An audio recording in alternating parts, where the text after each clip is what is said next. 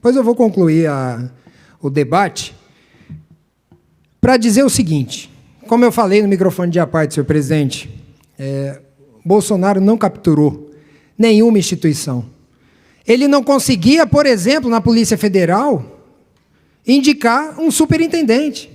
Ele não conseguiu indicar o diretor-geral. E a gente sabe que desde uma lei de 2013, a indicação do diretor-geral da Polícia Federal é competência exclusiva do presidente da República, não é do ministro da Justiça, deputado Conte Lopes. Aliás, o ministro da Justiça que tem lá as suas questões com relação à pena, né? Lançou um programa aí, Pena Justa, que nós falamos lá, que é uma aberração, que é um exemplo da bandidolatria com que o governo federal trata essa questão dos presos criminosos aí de sangue, né? Enfim, mas eu quero dizer que o presidente Bolsonaro não conseguiu nomear, por exemplo, o hoje deputado Alexandre Ramagem. Foi impedido de exercer essa competência, porque Alexandre Ramagem foi chefe da segurança do presidente Bolsonaro. Eu estava na equipe de segurança. Só que o Alexandre Ramagem, deputado Ramagem, ele entrou no dia 28 de outubro de 2018, dia que o presidente se sagrou, eleito, dia do segundo turno da votação. Ele estava presente lá, só conheceu o presidente nesse dia e não conseguiu nomear o deputado Ramagem. Mas o atual presidente Lula da Silva nomeou o atual diretor-geral, que é o Andrei. O Andrei esteve na segurança da Dilma em 2010, o Andrei foi secretário extraordinário de grandes eventos em 2014, o Andrei foi adido na Espanha, logo em seguida, um pouco antes, salvo engano, e foi chefe da segurança do Lula da Silva. Então, assim, Ramagem está para Bolsonaro, assim como Andrei está para Lula. Só que o Lula conseguiu nomear o Andrei. E, na época, quem conduziu a investigação do atentado, da tentativa de homicídio perpetrada por um ex-filiado do PSOL contra o presidente Bolsonaro, foi aquele que era diretor da diretoria de inteligência da Polícia Federal, do Andrei.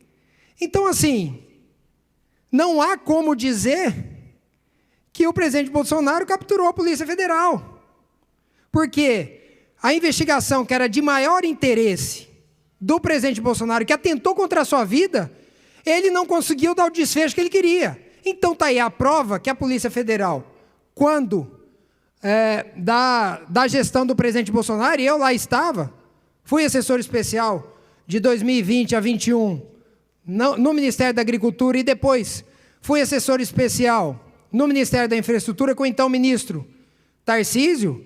Naquela época, a instituição policial da Polícia Federal, a instituição policial federal, tinha toda a liberdade para poder atuar conforme os fatos investigados.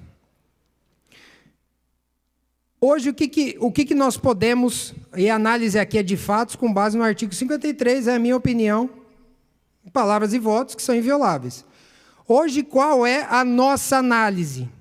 A nossa análise é que esse processo, entrando no mérito, deputado Conte Lopes, esse processo, em comparação ao que já ocorreu na Polícia Federal, com a construção da Operação Lava Jato, foram 8 anos, 80 fases.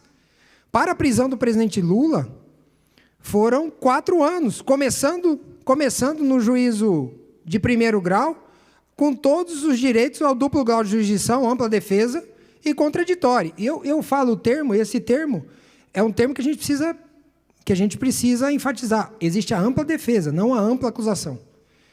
Então, o que acontece? A nossa análise jurídica do caso é que as provas não confluem para que haja um nexo causal que culpe o presidente Bolsonaro, ou que haja o cometimento desse crime.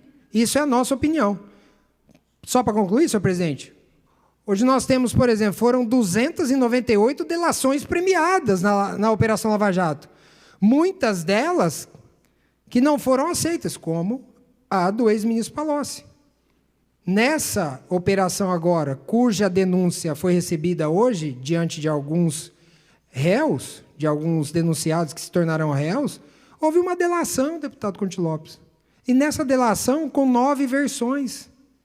A cada vez, ele foi ouvido 9 vezes, o Cid, cada vez ele dizia alguma coisa. Então, obviamente, como foi dito, o processo terá transcurso, as oportunidades de defesa aparecerão, e eu rogo para que seja mantida a total imparcialidade e que o julgamento transcorra com direito à plena e ampla defesa, já dizendo que nós entendemos que o presidente Bolsonaro nem deveria se tornar réu. Então, senhor presidente, muito obrigado pela oportunidade. Fiquem todos com Deus.